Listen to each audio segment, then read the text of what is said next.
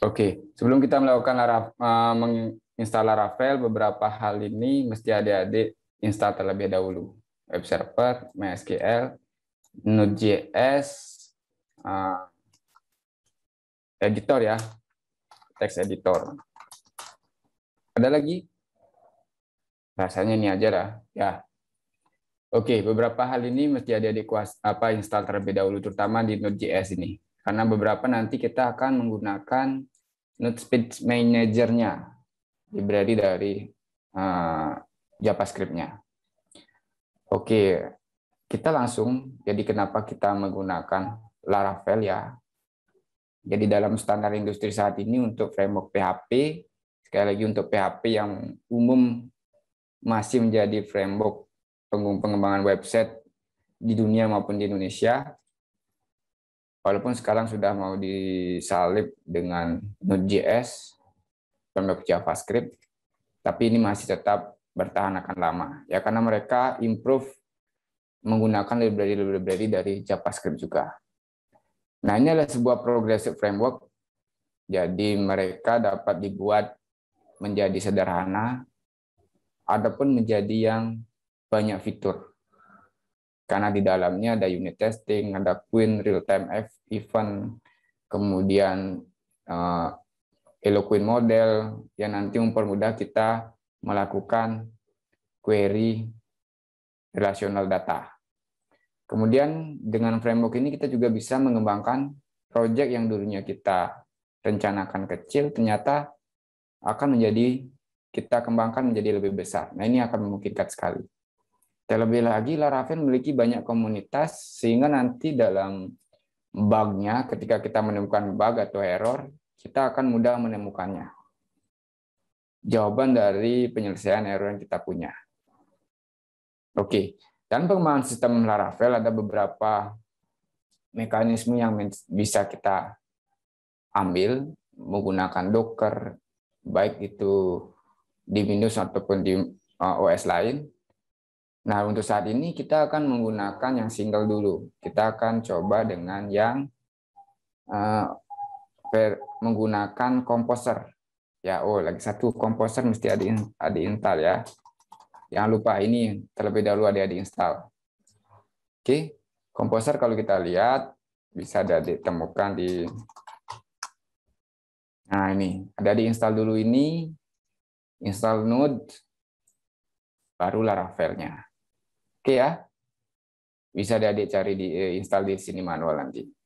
Oke, ini akan saya tutup sementara. Nah, berikutnya kita akan menggunakan instalasi via Composer. Oleh karena itu, Composer tadi mesti kita install dulu. Oke ya. Setelah itu kita akan meng-create aplikasi menggunakan terminal. Ya, kita buka terminal dari CMD atau dari sini pun boleh.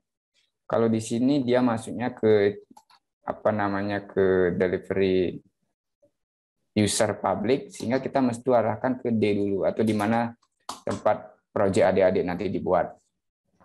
Nah, dalam pengembangan Laravel memungkinkan kita tidak menggunakan AT-Docs dari SAMPP, karena mereka memungkinkan menggunakan virtual server, yaitu PHP Artisan nanti. Sehingga proyeknya ini tidak mesti lewat SAM, ya, tetapi alangkah lebih baik jika kita tetap installnya di SAM, karena beberapa hal terkait nanti misalnya kita akan menggunakan proyek kita untuk di di mobile, sehingga proyek kita wajib dapat diakses dari device lain, sehingga tuntutannya adalah atau konsekuensinya adalah proyek kita harus tertanam di web server yang aktif. Oleh karena itu, sebaiknya tetap kita gunakan tetap terinstall di dalam htdocs, SAMPP atau WMPP dan www.data ya.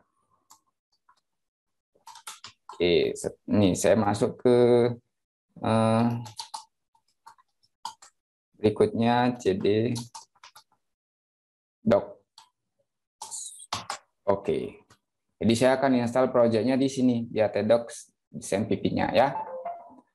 Nah, ini kita copy aja ya. Tetapi komposernya kita mesti install dulu. Oke, di sini akan saya contohkan kasus tadi ya. Tani Project misalnya. Tani Apps. Huruf kecil aja ya. Tani Apps ya. Tani Web. Web Tani ya. Atau Pro Tani. Web Tani aja lah ya. Oke. Nah, ini tidak membutuhkan waktu yang lama, tetapi ya cukup adik-adik menunggu. Oke, setelah itu sambil menunggu, nah ini namanya PHP Artisan ini nanti akan membuat sebuah virtual server. Ya, setelah itu kita akan lewatkan, ini kita lewatkan ya. Nah, kita akan mengenal starter kit dari si Laravel ini. Ya, kita akan masuk ke starter kitnya untuk install package-nya ya. Karena kalau kita nginstal Laravel-nya ini, seperti misalnya autentikasi, form login, form register, itu nggak langsung diinstal. Kita harus install manual menggunakan Laravel UI. Nah, dengan starter kit ini, memungkinkan kita sekali install bisa dapetin fitur autentikasinya. Ada dua sebenarnya. Pertama, ya tadi kita udah install Laravel ya. Berikutnya baru kita install Laravel Breeze. Ada dua, kita bisa menggunakan Laravel Breeze.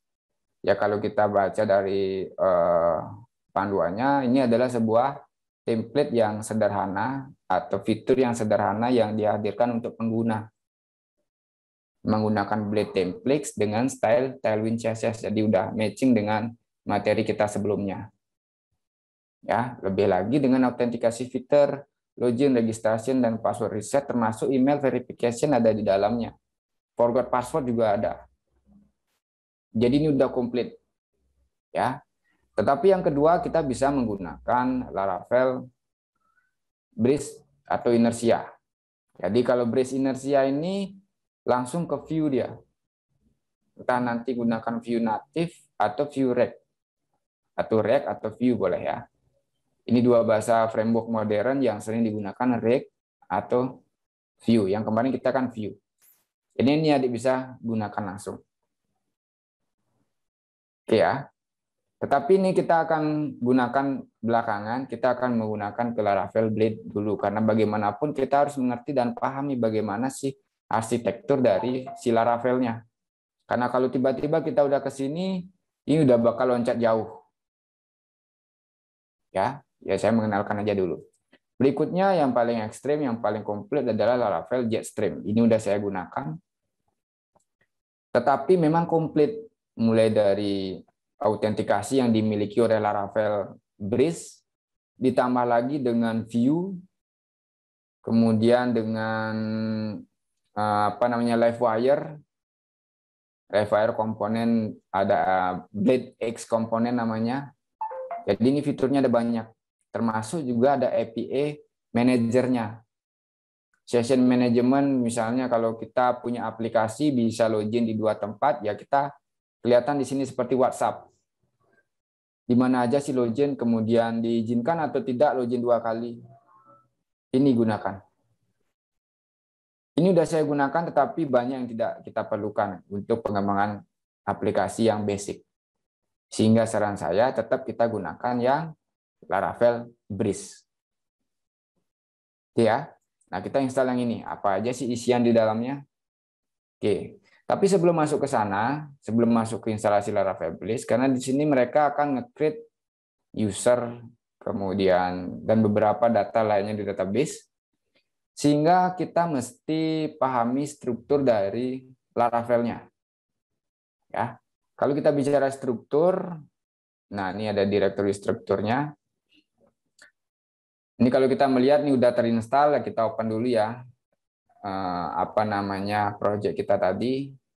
Saya punya project tadi di SEM, kemudian di htdocs, kita beri nama tadi Web Tani. Web Oke, yang ini. Nah, akan ada app directory. Saya akan kenalkan aja. Ini app directory ini segala logic function, model, provider masuk di dalamnya. Kemudian di dalam app ada TTP, yang di controller nanti yang mengatur logic function dari aplikasi kita. Nah, di dalamnya nanti kita bisa isikan control API dan controller dari aplikasinya. Ya, kemudian di sini middleware kalau nanti misalnya kita menggunakan autentikasi yang custom ya kita bisa daftarkan middleware baru di sini. Kemudian berikutnya ada provider. Provider ini berkaitan dengan aksesibilitas, mengatur akses dari sistem kita. Karena di dalamnya ada service provider, ada event, ada routing, bagaimana ketika Laravel itu diakses pertama kali, route-nya dibawa kemana. Itu diatur di sini. Nah, yang sekarang kita mesti atur sebagai langkah pertama adalah konfigurasi dari database-nya. Nah, si Laravel memberikan sebuah konstan, jadi variabel yang settingan public, yang tidak kita perlu install di setiap file atau setiap folder ini. Ya, kita cukup install dari env-nya ini, karena settingannya ada di sini. Ya, ini adalah variabel public atau konstanta public yang nanti digunakan, misalnya kalau database, misalnya ini akan digunakan di config database-nya. Ya, ada di config database-nya ini nanti digunakan, database mana yang akan nanti kita gunakan. Nah, ini akan digunakan di sini, environment database. Kalau ada yang digunakan, kalau tidak ya database path SQLite dipakai. Ya, jadi settingannya kita nggak perlu masuk ke sini. Kita cukup buat variabel baru di env, kemudian kita gunakan di setiap providernya atau library-nya, ya. Nah, di sini yang mesti kita install pertama adalah ini database-nya. Ya, kita akan buat database baru ya. Ini saya punya Workbench untuk melihat database yang kita punya. Itu ini kita deklarasikan database name-nya, username-nya kalau kita menggunakan SAMPP kan default-nya root, kemudian password-nya null. Jangan lupa DB host-nya boleh localhost, boleh 127.001. Ya. Oke. Ini adalah apa namanya tampilan dari Workbench yang sering saya gunakan. Jadi adik-adik bisa menggunakan PHP MyAdmin, boleh, atau Workbench juga boleh. Ya kalau PHP MyAdmin adik-adik akses dari sini ya. Nah ini localhost PHP MyAdmin juga boleh, supaya ringan. Ya siapa tahu nanti, oh ini belum bisa diakses, kenapa saya lupa ngidupin SAMPP-nya. Sebentar, ini saya start dulu, biar servisnya jalan. Oke. Sementara kita coba dari PHP MyAdmin aja ya. Oke ini. Nah kita akan buat database baru di sini di PHP MyAdmin-nya. Oke ya. Kita akan buat database baru. Kita akan beri nama misalnya DB Tani ya. Nah seperti ini. Nah, pembuatan variabel nama DB-nya juga disesuaikan. Oke, saya lupa tadi menyampaikan terkait dengan pemberian nama setiap atribut. Ya, sebentar kita akan coba lihat. Nah, ini database sudah, jadi namanya adalah DB Tani. Nah, oke, ini simpan. Ini sesuaikan dengan password masing-masing ya. Oke, kita akan masuk sekarang ke instalasinya, si Laravel Bridge ini. Oke, kita akan masuk, kita akan install yang Laravel Bridge yang Izin, biasa Pak. ya, yang ini. Oke. Izin masuk, Pak. Tadi Bapaknya terkendala sinyal, jadi share screen-nya macet. Oh iya iya ya. Oke, terima kasih Pande. Oke, kita akan masuk ke instalasi Laravel Breeze-nya. Ya, kita akan mencoba yang Laravel Breeze biasa menggunakan Composer. Tapi sebelum itu kita akan buka terminalnya dulu. Pastikan terminalnya berada di root foldernya ya, karena mereka akan mengakses si Composer servernya, si Composernya ini. Ya, sehingga kita akan buka dari terminalnya ini. Nah, dari rootnya ya. Oke, pastikan nih alamat rootnya ya. Pastikan ada di root project-nya. Oke, nih ada root project-nya. Nah, ini kita install aja. Oke. Ini tidak lama. Setelah itu, ini nge-require komposer jadi masih download, belum menginstal. Nah, setelah ini download-nya terjadi, baru kita akan install sekarang. Jadi mereka ngedownload itu dimasukkan ke dalam sebuah folder namanya vendor. Jadi di sini ada banyak, ada library yang akan kita gunakan menggunakan Composer, itu ada di sini di vendor. Ya, ada di sini. Tetapi nanti kalau kita menggunakan library menggunakan npm, itu ada di resource node modules namanya. Oke. Jadi barangkali nanti kalau ada ingin custom dari library, nanti masuknya di sini. Ya. Oke, kita akan install sekarang si Laravel Breeze-nya. Kita tadi baru download ya. Oke. Nah, untuk install kita mengumpulkan npm manager karena beberapa library dalamnya adalah library JavaScript. Sehingga wajib ada install node package-nya dulu, package manajernya. Oke, ini kita copy aja. Paste. Oke, jalanin. Nah, ini mereka proses download library JavaScript-nya. Ya. Nah, bagaimana nanti ketika Laravel ini sudah digunakan, mereka akan memiliki fitur autentikasi, kemudian forgot password, Tailwind juga sudah terinstall di dalamnya. Oke. Oke, sudah ya. Di 81 package telah diinstal, tetapi belum di-boot, belum digunakan. Oleh karena itu, kita mesti gunakan dulu npm run dev, ada run prod untuk production, sehingga nanti JavaScript di minify. Kalau run dev cuma digunakan saja, di mixing saja dengan JavaScript sebelumnya. Kalau run prod di minify. Jadi ketika nanti adik-adik sudah komplit JavaScript-nya atau aplikasinya sudah fix, ya gunakan run dev. Ya. Oke. Jadi prosesnya ada mixing, jadi beberapa library JavaScript sebelumnya barangkali sudah diinstal. Nah, sekarang digabungin oleh si npm ini, ya. Nah, sambil nunggu silakan kalau ada pertanyaan.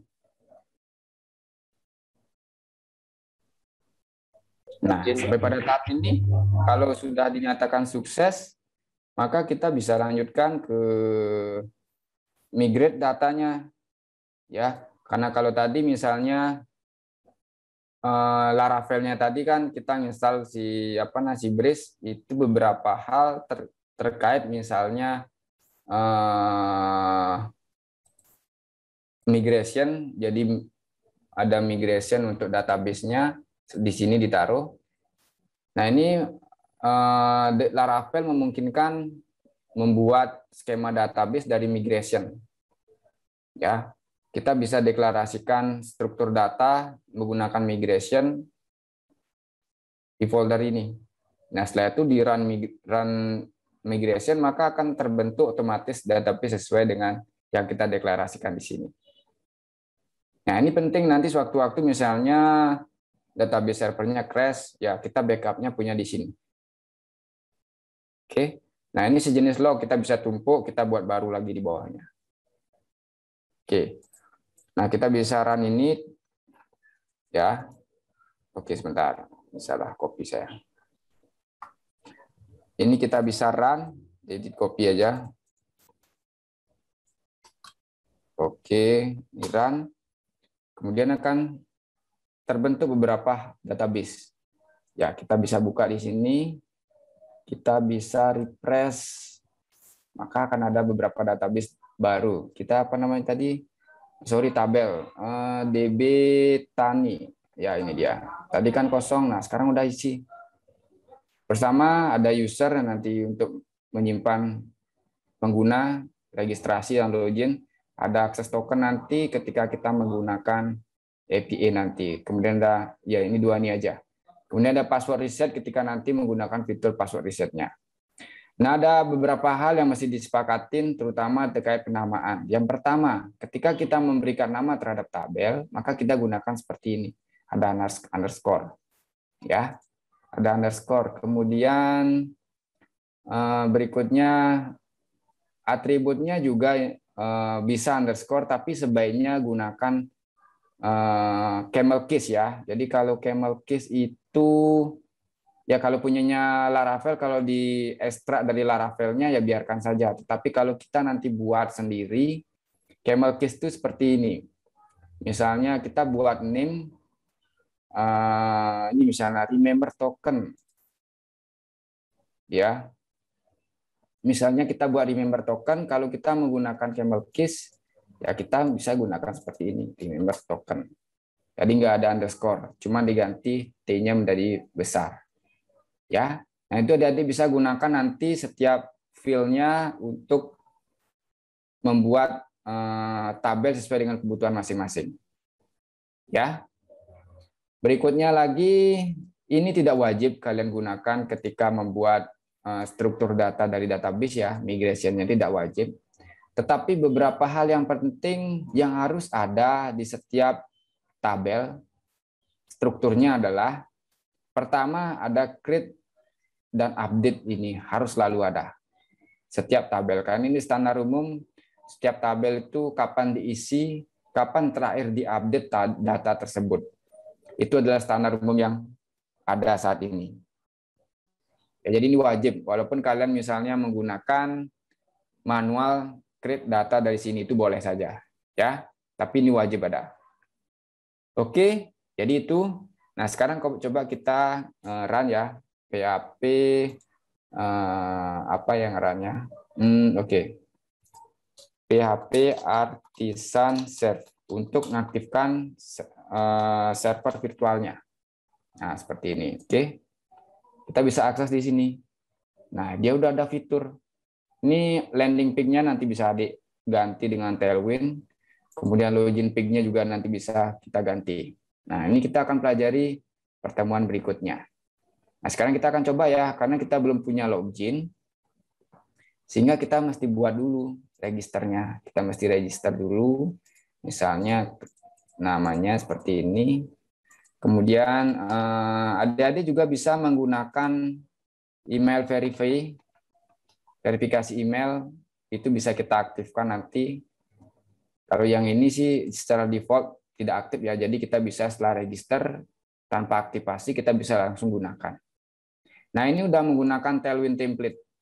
Ya, jadi nanti kalau adik-adik sudah punya template Tailwind, bisa di-copy di sini. Oke. Nah, bagaimana kita mengkonfigurasi template? Nanti akan saya buatkan di materi berikutnya. Ya, ini kan masih statis template-nya, kita akan konfigurasi, kita akan menggunakan template free dari Tailwind.